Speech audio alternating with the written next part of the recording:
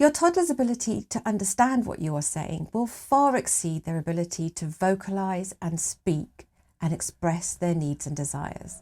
But learning to speak is a long, slow process for toddlers. And sometimes in our eagerness to help them, we actually impede their progress, put too much pressure on them, and this can lead to increased frustration, tantrums, and meltdowns.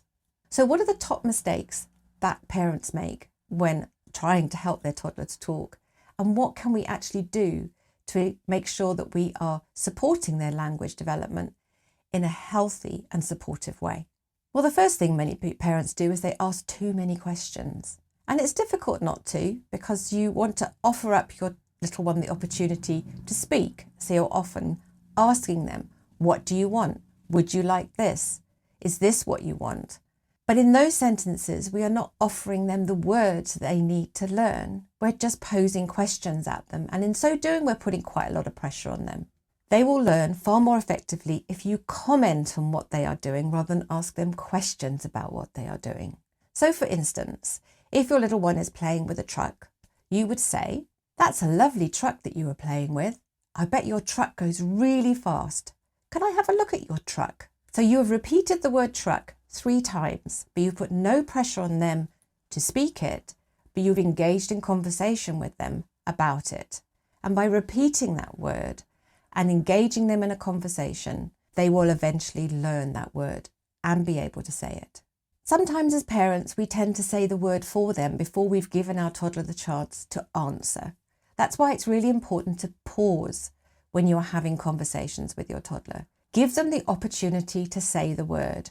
If they don't say it, that's fine. You can step in, use the word, and then move on. There are also wonderful things that you can do as far as play is concerned to give your child the opportunity to say the word in a sentence. For instance, if you were playing with a ball or a toy, you can push the ball or toy towards them. But before you do that, you go ready, steady, go. And as you say go, you push the toy towards them. You then ask them to send it back to you and you repeat, ready, steady, go.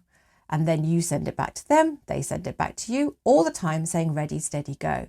And after you've done that a few times, once when you say ready, steady, you pause and see if they say the word go.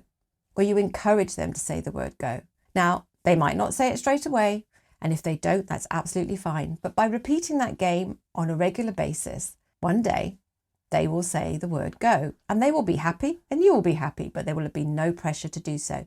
And the third thing I want to mention is baby language. Now, I know it's really cute when your little one starts using their own special words that only you can understand. But the downside of this is that only you and close family members will understand what they're saying. And down the line, they're going to have to learn the real word for it. So when your little one uses a baby language word, you should repeat the correct word back to them.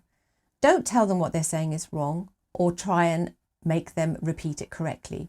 Just emphasize what the real word is. So if they're asking for a biscuit and they have a special word for it, like bic bic, then you say, you want a biscuit. Here's the biscuit.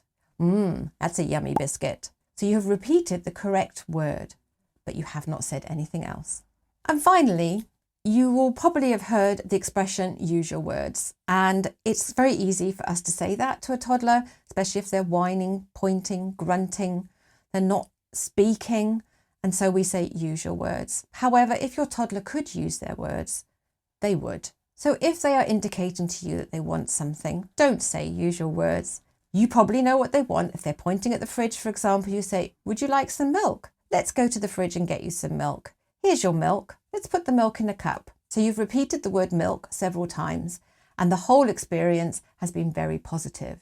But what they have learned is that getting your attention, pointing and gesturing got them the milk, and that's okay. It's really important that you respond to those pointing and gestures in the early days because it's the first means of communication that your little one has. And those need to be positive experiences in order then to move forward and start using words. And by repeating those words, you are reinforcing that word in their head and allowing them to learn it in an unpressurized way. The truth is you cannot force your toddler to talk, and the more pressure you put on them, the less likely they are to comply. Narrating your way through the day and labelling, Familiar items and people is the best way to expose your toddler to language. Use short, clear, grown-up sentences and pause to give your toddler the opportunity to respond if they can. In this way, you are going to offer your little one the best opportunities to learn to speak. Thank you for watching, and please don't forget to like, comment and subscribe.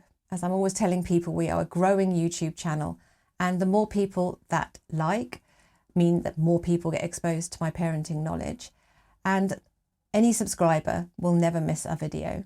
Thank you.